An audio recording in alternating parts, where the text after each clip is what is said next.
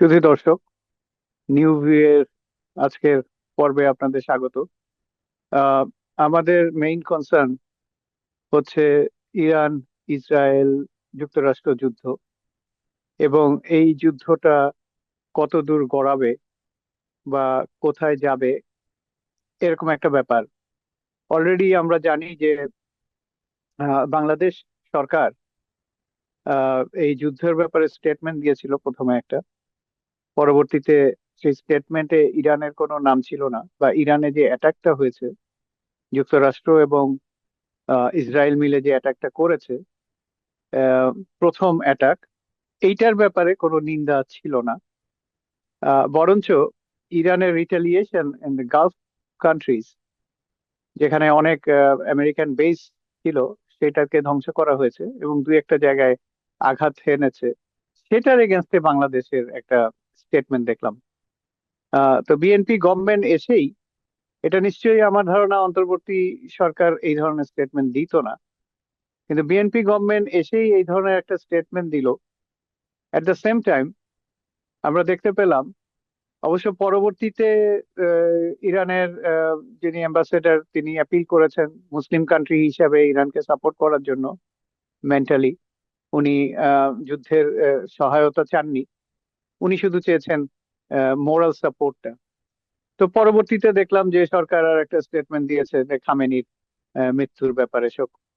তো এগুলো আগে দেওয়া উচিত ছিল। এগুলো পররাষ্ট্র নীতিতে যারা আছেন, এই যে খলিলুর রহমান পররাষ্ট্র মন্ত্রী, এট দ্য সেম টাইম আহ পররাষ্ট্র উপদেষ্টা আহ হুমায়ুন কবির সাহেব, উনি ইংল্যান্ডে থাকতেন, এখন বাংলাদেশে এসেছেন।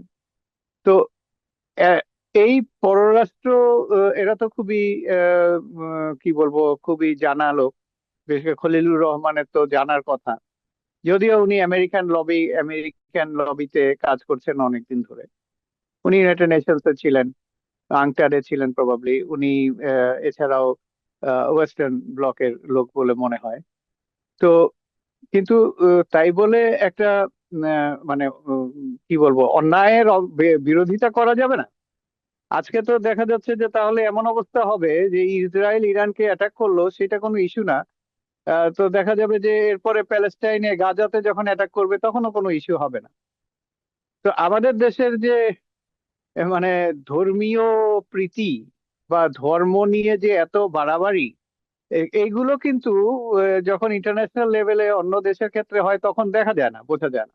যা দেখা যাচ্ছেও না, যেমন গাজা নিয়ে কিন্তু খুব একটা মুভমেন্ট আমরা দেখিনি আওয়ামী লীগ সরকারের সময়। এমনকি জামাত ইসলামী তো বা অন্যান্য ইসলামিক মুসলিম গোষ্ঠীগুলোও কিন্তু খুব একটা মুভমেন্ট করেনি গাজা নিয়ে, প্যালেস্টাইন নিয়ে। অন দ্য আদার হ্যান্ড, এখন দেখছি যে ইসরায়েলেও যে অ্যাটাকটা হচ্ছে, সরি ইসরায়েলে না, ইরানে, সেটাও কিন্তু আমাদের সরকারকে দেখছি যে তারা উম, একটা সাইড নেওয়ার চেষ্টা করছেন। কারণ গালফ কান্ট্রি গুলাতে অবশ্যই আমাদের লোকজন আছে বেশি, গালফ কান্ট্রি গুলাতে এটা খুবই ইন্টারেস্টে ঠিকই আছে, কিন্তু মোরাল সাপোর্টটাও তো দরকার। আমার দেশের মোরালই থাকবে না, আমি আমার দেশটাকে আমি ইসলামিক দেশগুলোর সাথে যোগাযোগ রাখবো, অথচ ইসলামের মোরালিটিটা আমরা সামনে আনবো না। এটা ঠিক না, এটা ভুল পররাষ্ট্র আহ, নীতি বলে আমার মনে হয়েছে। কারণ ব্যাপার হচ্ছে যে যেটা ভুল সেটাকে ভুল বলতেই হবে। এতে আমেরিকা ক্ষেপলো কি, আমেরিকা কি মনে করলো, America is not that full, or is not that কি বলবো, এতটা ইম্যাচিউর না। হ্যাঁ, ট্রাম্প প্রশাসন আছে, ট্রাম্প আছে, সে বিভিন্ন সময় বিভিন্ন জিনিস বলছে, কিন্তু America is not immature to understand Bangladesh stands and role. এবং এই ধরনের স্টেটমেন্ট এবং এই ধরনের ব্যাক চ্যানেলে কথাবার্তা বাংলাদেশের চালু থাকার কথা। যেমন আমরা দেখলাম যে বাংলাদেশে অ্যাসিস্ট্যান্ট সেক্রেটারি পল কুপার আসলেন, আমেরিকান পররাষ্ট্রমন্ত্রী, মানে সহকারী পররাষ্ট্রমন্ত্রী। উনি আসার পরে তো অনেক কথা হয়েছে, যুদ্ধ বিষয়ে হয়তো কথা হয়েছে, কারণ হওয়াটা স্বাভাবিক। কারণ আমেরিকান আর্মস এবং আদার থিংস এখানে তারা বিক্রি করতে চাচ্ছে। যে এটা হচ্ছে ট্রেড ট্রেড নিয়ে যে এগ্রিমেন্টটা হলো, তার এগেনস্টে।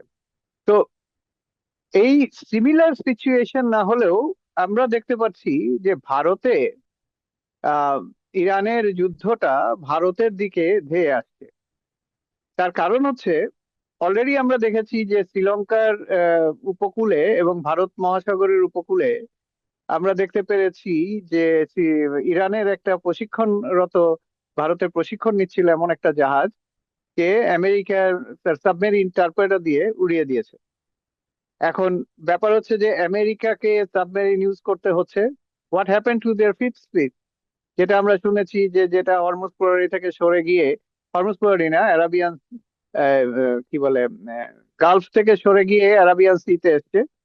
এবং অ্যারাবিয়ান সি থেকেও অ্যারাবিয়ান এবং ইন্ডিয়ান ওশেন, এই দুটো মাঝখানে এটা অবস্থান নিয়েছে শুনেছিলাম, যেহেতু ইরানের অ্যাটাক অবশ্যম্ভাবী ছিল।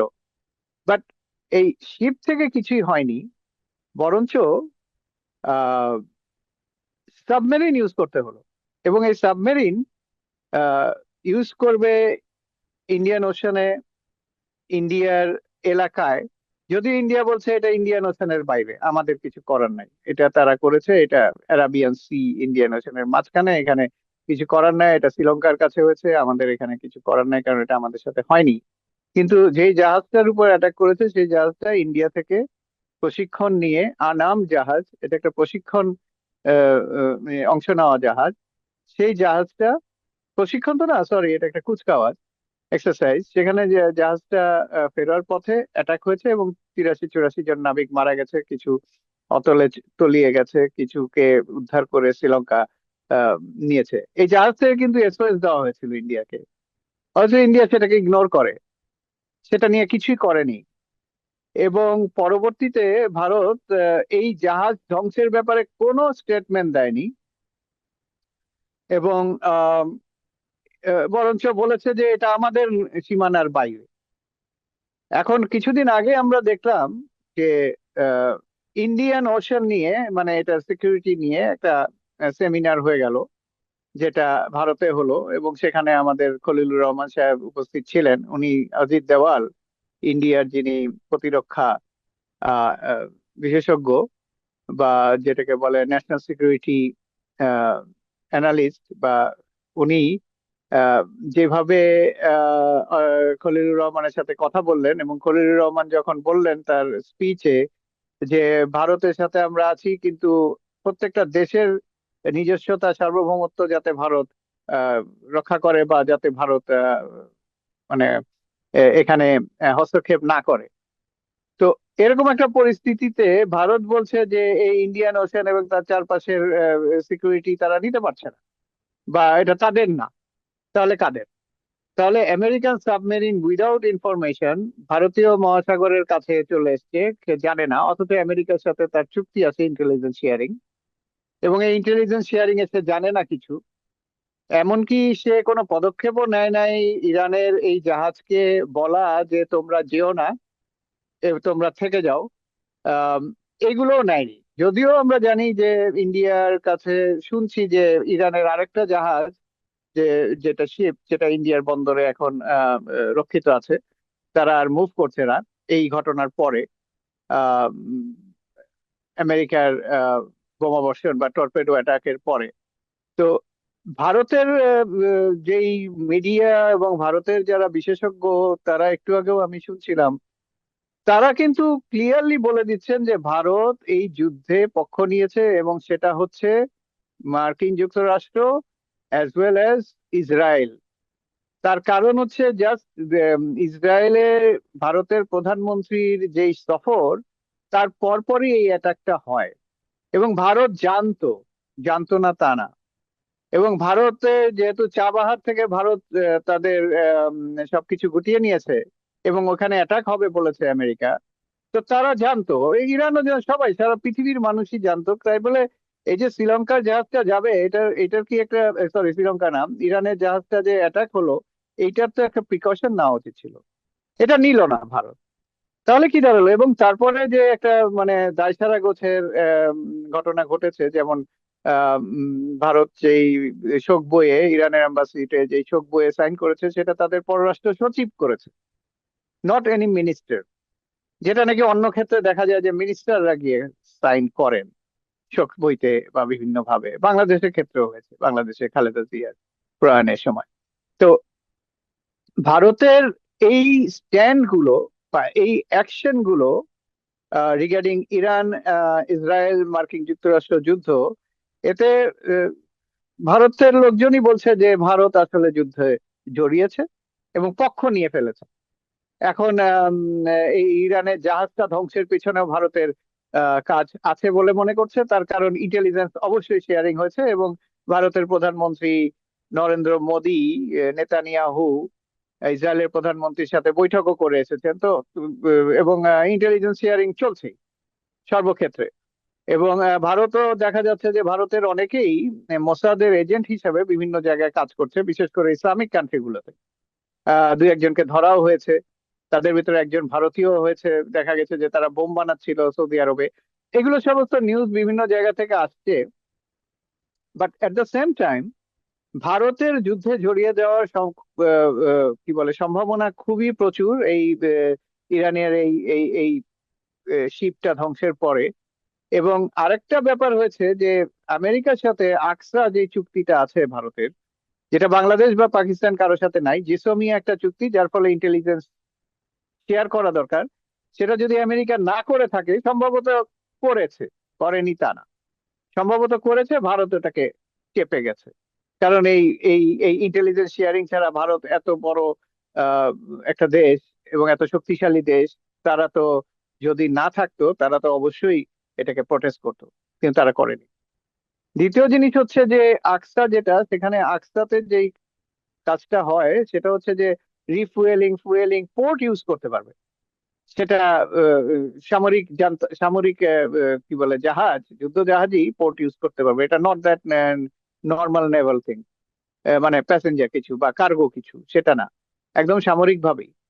তো আমেরিকা স্ট্র্যাটেজিক পজিশনে ইরানে অ্যাটাক করার জন্য একটা বেস চাচ্ছে, সেটা হচ্ছে মরিশাসে, যে বেসটা ব্রিটিশরা ছেড়ে দিয়েছে, মানে তাদের 99 ইয়ার্স লিজ শেষ হয়ে গেছে, এখন নতুন করে 99 ইয়ার লিজ শুরু হয়েছে। সো ব্রিটিশরা এখানে আছে, তখন এখন ব্রিটিশরা বলছে আমেরিকাকে টু ইউজ দ্যাট। কিন্তু মরিশাসে যে যারা আছে তারা আহ, এই বন্দরটা তাদের আওতায় আছে, এবং এখন তারা ওন করে, আগে ব্রিটিশরাই করতো। তো এতে ট্রাম্প একটু মনক্ষুণ্ণ হয়। এছাড়াও আমরা দেখেছি যে সাইপ্রাসে সাইপ্রাসে যেই বোম অ্যাটাক হয়েছে ব্রিটিশ পোর্টে বা তাদের নেভাল বেজে, সেখানে দেখা গেছে যে সাইপ্রাসের লোকজনও বলছে ব্রিটিশ বেজ এখান থেকে উঠিয়ে দাও, এখানে রাখা যাবে না। এবং আপনারা জানেন যে সাইপ্রাসে প্রচুর ইহুদি, তারা রিসেন্টলি, বিশেষ করে যখন ইরানের সাথে সেই 12 দিনের যুদ্ধ হলো, তখন থেকেই তারা মাস এক্সোডাস করেছে সাইপ্রাসে। এবং সেখানে সাইপ্রাস গভর্নমেন্টেরও কিছু সমস্যা তৈরি হয়েছে। এত ইসরায়েলি জমি কিনছে, তাদের এক পর্যায়ে তো সেটা আরেকটা ইসরায়েল হয়ে যাবে, সেটা তারা ভাবছে। এখন সাইপ্রাসেও প্রোটেস্ট শুরু হয়েছে, কিন্তু ভারতে কোনো প্রোটেস্ট আমি খুব একটা দেখছি না। বাংলাদেশে হ্যাঁ, জামাত ইসলামী এবং অন্যান্য ইসলামিক গ্রুপ তারা প্রোটেস্ট করেছে, তারা ইরানের পক্ষে ইয়ে দিয়েছে, স্লোগান তুলেছে, যদিও সরকার করেনি। এবং ভারতের কিছুই হয়নি, যদিও ভারতের পার্লামেন্টে রাহুল গান্ধী অনেক কথা বলেছেন এই শিপের ব্যাপারে এবং অনেক কিছু নিয়ে। কিন্তু আলটিমেটলি গভর্নমেন্ট দায়সারা গোছের আহ, ছেড়ে দিয়েছে। তো পয়েন্ট হচ্ছে যে ভারতে যদি যুদ্ধ শুরু হয়, ভারতে যদি বেস করে আমেরিকা, তাহলে তো বোঝাই যাচ্ছে যে যুদ্ধ এশিয়াতে মানে এশিয়াতে তো আছেই, ওয়েস্ট এশিয়া, এখন সাউথ এশিয়াতে চলে আসছে। এট দ্য সেম টাইম দেখা গেছে যে পাকিস্তান পাকিস্তানও এই যুদ্ধের একজন অংশীদার বটে। তার কারণ হচ্ছে সৌদি আরব এবং পাকিস্তানের সাথে একটা ডিল সাইন করা আছে, সিকিউরিটি ডিল বা সিকিউরিটি এগ্রিমেন্ট, যেখানে এক দেশ অ্যাটাক হলে আরেক দেশ সেখানে সাহায্যে এগিয়ে আসবে। এবং সেটা কূটনৈতিকও হতে পারে এবং সেটা সামরিকও হতে পারে। তবে এটা নিয়ে ভারতীয় অনেক চ্যানেল অনেক কিছুই বলছে যে এখন কি করবে তোমরা, এখন তো যেতেই হবে সৌদি আরবের সাথে। ইরানকে যদিও জানেন আপনারা যে Pakistan is a big good supporter of Iran, এবং পাকিস্তান একমাত্র মুসলিম নিউক্লিয়ার কান্ট্রি। তো এই মুসলিমদের একটা দাবি বা একটা উম, আকাঙ্ক্ষা থাকে যে পাকিস্তান এগিয়ে আসবে অ্যাজ এ নিউক্লিয়ার ফোর্স, যেরকম সৌদি আরবও সেটা চিন্তা করেছে এবং সেই জন্য এগ্রিমেন্ট করেছে। আহ, এখন ইরানের সাথে পাকিস্তানের সম্পর্ক এবং সৌদি আরবের সাথে পাকিস্তানের সম্পর্ক দুটো একটু কমপ্লেক্সিটি তৈরি করে। যেমন পাকিস্তানের সাথে সৌদির যে চুক্তি আছে, সেই অনুযায়ী সৌদি যদি অ্যাটাক হয় পাকিস্তানকে অবশ্যই তাকে সাহায্য করতে হবে। আবার পাকিস্তানও যদি হয় ভাইস ভার্সা। কিন্তু দেখেন, পাকিস্তান যখন আফগানিস্তানের সাথে যুদ্ধ করছে সৌদি কিন্তু কিছু করছে না। এটা কিন্তু সৌদি করা উচিত ছিল, তাই না? কিন্তু সৌদি কিছু করছে না। আবার সৌদিতে যখন অ্যাটাক হচ্ছে সেটাও পাকিস্তান কিছু করছে না, কিন্তু করার কথা ছিল। এটা ডিপেন্ড করবে সিচুয়েশন কোন দিকে যায়, কে কিভাবে তৈরি করে বা কে কিভাবে তাদের সিচুয়েশনকে প্রোটেক্ট করে বা করতে পারে, এবং পরবর্তীতে আহ, এই ইস্যুগুলো আসবে। কিন্তু মজার ব্যাপার হচ্ছে already defence minister of Saudi, উনি অলরেডি একটা টুইট করেছেন after meeting with Pakistan army chief. উনি একটা টুইট করেছেন এবং সেখানে বলেছেন যে রেসপেক্ট করতে পাকিস্তান সৌদি যে চুক্তিটা আছে সেটা ওনারা জানিয়েছেন এটাকে রেসপেক্ট করতে। What does it mean?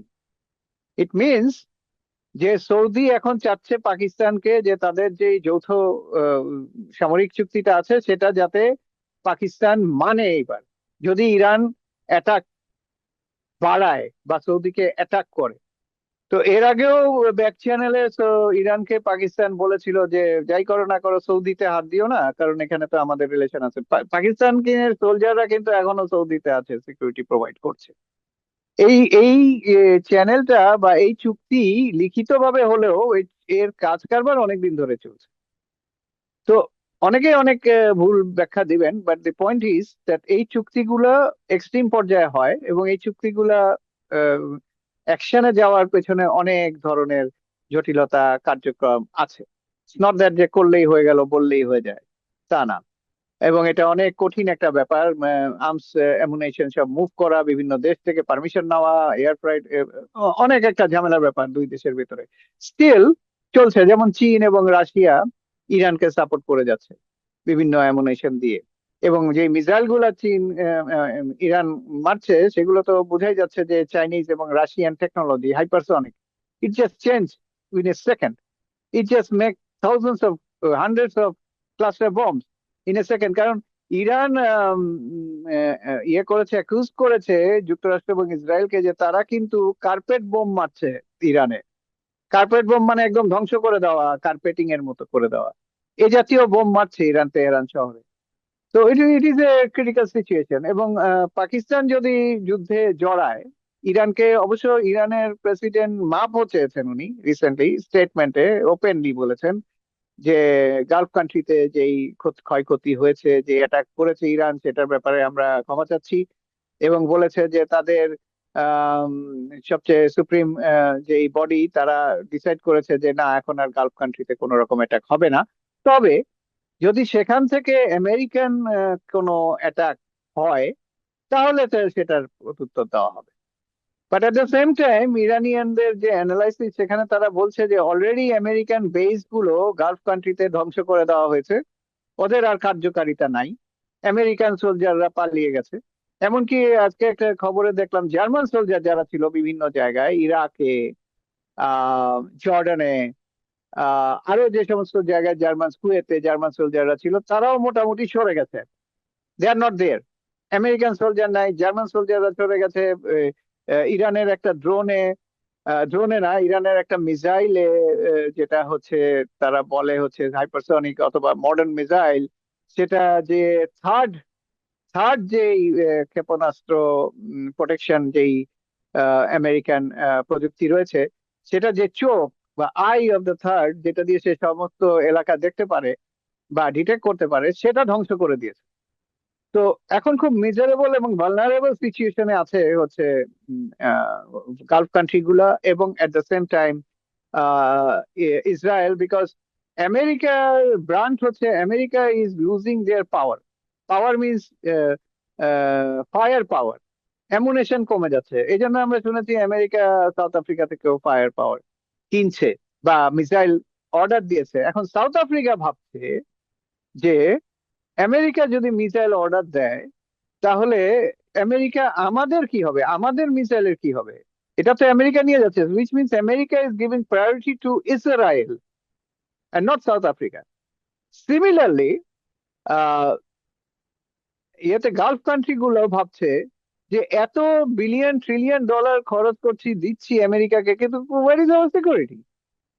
Practical reality হচ্ছে সিকিউরিটি নেই। 12-20 বছর ধরে যেটাকে আমরা অনেক হাইলি ইয়ে করলাম, স্টিম করলাম, সেই সিকিউরিটি 1 ঘন্টায় শেষ হয়ে গেল। তাও কি ইরানের কাছে? তো চীন রাশিয়া আসতে হয়নি, শুধু ইরানের কাছে এই সিকিউরিটি ধ্বংস হয়ে গেল। এবং এট দ্য সেম টাইম তারাও নিশ্চয়ই চিন্তা ভাবনা করবে, এবং এট দ্য সেম টাইম ইরাকেও শুরু হয়ে গেছে আন্দোলন, শিয়া যারা আছে তারা অ্যাটাক করছে। লেবাননের সাউথে হিজবুল্লাহ তারা প্রোটেকশন গড়ে তুলেছে, এবং অলরেডি ইসরায়েল নর্থ ইসরায়েল থেকে লোকজন সরিয়ে নিয়েছে। এবং তারা সরিয়ে নিয়েছে বলা যাবে না, তারা সরে যেতে বলেছে জনগণকে, এবং জনগণকে নিজের মিন্সে সরে যেতে হচ্ছে। মানে ইসরায়েল, মানে সরকার কোনো সাহায্য করছে না। এটা একটা বিরাট হ্যাপাজার্ড সিচুয়েশন তৈরি হয়েছে। অ্যাট দ্য সেম টাইম লেবাননের সাউথে বড় একটা প্রতিরোধ তৈরি করেছে Hezbollah group. So things are moving in a sense যে গালফে আমেরিকান প্রেজেন্স এগুলো আর থাকবে না, এটা অনেকেই বলছে। এবং এখানে থাকবে না, Gulf is done for America. ফলে যেটা দাঁড়াবে যে ইসরায়েলের একটা বিরাট প্রবলেম তৈরি হয়ে যাবে, এবং সেটা কিভাবে সলভ হবে জানি না। তবে ইরান উইল সার্ভাইভ, এবং ভারত যে ভুলটা করছে, ইরান উইল সার্ভাইভ, তখন ভারত তার খেলাটা বুঝতে পারবে পরবর্তীতে। এবং এখন ভারত যুদ্ধটা তার কাঁধে নিয়ে আসছে, একটা বোকার মতো কাজ করছে। এবং আমরাও আশা করব বাংলাদেশও এই জাতীয় বোকামি করবে না। বাংলাদেশও তাদের মোরাল এবং স্পিরিচুয়াল জায়গায় থাকবে, যেখানে আহ কি বলবো, যে যারা আহ, যারা কম শক্তিশালী, দুর্বলের উপর অত্যাচার, এটা ইনসাফ না, এটা ইসলামের সম্পূর্ণ পরিপন্থী। বাংলাদেশি লোকজন যদি ইসলাম পন্থী হয়ে থাকে, তো ইসলামের যেগুলো ভালো দিক আছে, যেগুলো বোঝার দিক আছে, সেগুলো মনে রাখা উচিত। এবং সরকারকেও বলবো যে be in the right side. আপনার আপনাদের জামাত ইসলামী 71-এ ছিল রং সাইডে, এই জন্য ধরা খেয়ে গেছে। They were not never been in the right side. এবং তারপরেও বিভিন্ন সময়ে তারা রং সাইডে ছিল, এবং এবারও তারা রং সাইডে গেছে। মানে বাংলাদেশ যে একটা ধর্মীয় ইসলামিক, এটা তো না, তারা তো নিজেরাই গাজার এগেন্সে কথা বলে নাই। মানে গাজা, মানে গাজার অ্যাটাকের গেছে, প্যালেস্টাইনের পক্ষেও কথা বলে নাই এত বছর ধরে। তো তারা কিসের রাজনীতি করছে? এবং আমাদের বিএনপি, হ্যাঁ আপনারা কি আপনাদেরকে ভোট দিয়েছে জনগণ, যে একটা কি বলবো, প্রোগ্রেসিভ মেন্টালিটি যারা বাঙালি আছে, এবং ম্যাক্সিমাম বাঙালি প্রোগ্রেসিভ মেন্টালিটি, যতই টুপি পরুক, দাঁড়িয়ে রাখুক, ধর্ম পালন করুক না কেন, আসল জায়গায় প্রোগ্রেসিভ মেন্টালিটি বাংলাদেশ থেকে যায় নাই, বাংলাদেশের জনগণের ভেতরে এটা মানে অন্তর্নিহিত। আহ যার ফলে আমাদের উচিত হচ্ছে, যতই আমাদের আমেরিকার সাথে ভালো সম্পর্ক থাক, যতই আমাদের বিভিন্ন দেশের সাথে ভালো সম্পর্ক থাক, কিন্তু যেটা আমরা সবসময় করে আসছি, যে প্যালেস্টাইনে কিছু হলে আমরা প্রোটেস্ট করি, প্যালেস্টাইনের পক্ষে আমরা দাঁড়াই, কারণ তারা একটা মুক্তিকামী এবং তাদের উপর অত্যাচারিত হচ্ছে, এত শিশু মারা গেছে। ইরানে দেখেন না কেন, এই ব্যাপারেও একটা কথা আমাদের সরকারের কাছ থেকে শুনলাম না। 200 জনের মতো 7 থেকে 11 বছরের স্কুল ছাত্রী একটা স্কুলে পড়ছিল, ওরা চিন্তাও করতে পারে নাই যে এইরকম একটা ঘটনা ঘটাবে ইসরায়েল এবং আমেরিকা মিলে। এখন কে করেছে জানি না, বাট তাদের বোমেই হয়েছে, এতগুলো শহীদ হয়ে গেল, এতগুলো বাচ্চা, স্কুল ছাত্রী বাচ্চা। এটা নিয়ে কোনো হিউম্যান ক্রাই। ইরান বারবার বলছে এই কথাটা, বারবার তুলে আনছে, but there is no human cry in the world. এটাই যদি ইসরায়েলে হতো বা অন্য জায়গায় হতো, কি অবস্থা তৈরি হয়ে যেত, মানে চিন্তা করা যায় না।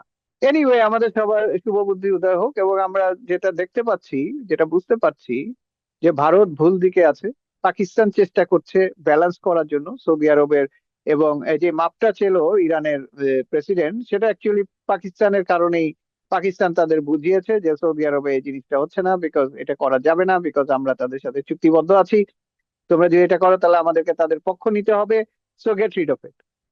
এটা খুব ম্যাচিউরলি হ্যান্ডেল করেছে ইরান, এবং তারা মাপও চেয়েছে এবং বলেছে কেন করেছে, কি ব্যাপার না ব্যাপার। তো আমার মনে হয় যে ওয়েস্টে ওয়েস্ট এশিয়ায় বা মিডল ইস্টে বা গালফ কান্ট্রি গুলোতে এই বেস, আমেরিকান বেস ধ্বংস, এটা আর কার্যকর থাকবে না। যার ফলে গালফ কান্ট্রির দেশগুলোকে চিন্তা করতে হবে তাদের নিজস্ব সিকিউরিটি এবং কিভাবে তারা পরবর্তীতে ডিসিশন নিবে। মনে হয় সবাই ম্যাচিউর ডিসিশনে নিবে, এবং আশা করছি যে অলরেডি ইরানও রিটেরিয়েট করেছে, এবং অলরেডি এটার পিছনে, এটার পরে ডোনাল্ড ট্রাম্প বলেছে ইরান সারেন্ডার করেছে। Iran surrender to West Asia, Middle East, Gulf countries, কারণ ইরান মাপ চেয়েছে, সারেন্ডার করেছে গালফ কান্ট্রি।